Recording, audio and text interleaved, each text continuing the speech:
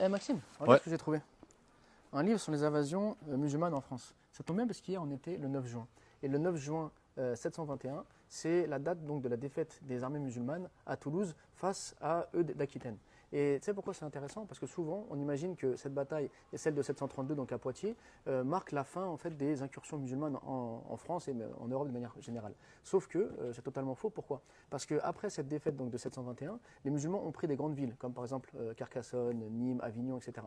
Et après 732, les musulmans ont continué à vivre en France jusqu'en 975, puisque le dernier bastion, on va dire musulman, c'est celui du Fraxinet qui va tomber en 975. Et même après 975, il y a encore une présence musulmane qui reste donc dans toute la région. Pourquoi? Parce que par exemple, on a retrouvé dernièrement des tombes à Montpellier qui datent du XIIe siècle, qui étaient donc des tombes musulmanes. Ce qui veut dire qu'en fait, il y a eu une présence musulmane à partir de 714, même jusqu'à nos jours, qui a été constante. Et à ce moment-là, donc, il y avait donc les incursions musulmanes. Eh bien, il faut savoir que les conflits ou les combats qu'il y avait entre Charles Martel, par exemple, et les musulmans, ou bien Eudes d'Aquitaine et les musulmans, n'étaient absolument pas des conflits qui étaient liés à la religion, mais des conflits qui étaient liés au territoire. Pourquoi?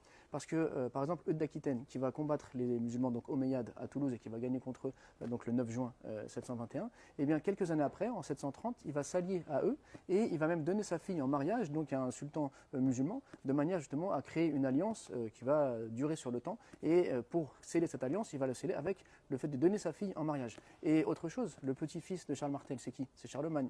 Et Charlemagne, il va s'allier avec Haroun Rachid. Donc ça montre que c'est bien plus compliqué et bien plus ambivalent qu'on l'imagine. Et d'ailleurs, Charlemagne, j'ai plus la date exacte, mais il me semble que c'est en 788, il va passer les Pyrénées pour aller soi-disant libérer les chrétiens donc d'Espagne.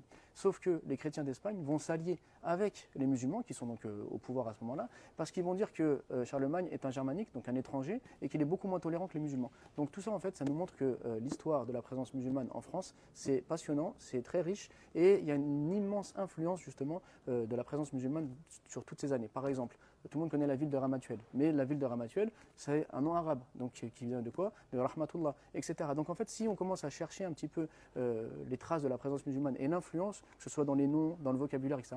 Cordonnier, par exemple, ça vient de Cordoue, parce que c'était les artisans musulmans pardon, qui ont développé justement tout cet artisanat autour du cuir et qui l'ont exporté justement avec les incursions musulmanes. Et par la suite, donc le mot donc, qui désigne les cordonniers qui viennent de Cordoue devient donc cordonnier en français, etc., etc. Bref, il y a un lien entre l'islam et la France qui est extrêmement important et il faut creuser en fouillant donc dans des livres comme ça. Ou bien, moi j'avais même écrit un livre où j'ai vulgarisé un petit peu toute cette histoire. Voilà, donc intéressez-vous à ça, faites connaître cette partie méconnue de l'histoire car on en a grandement besoin.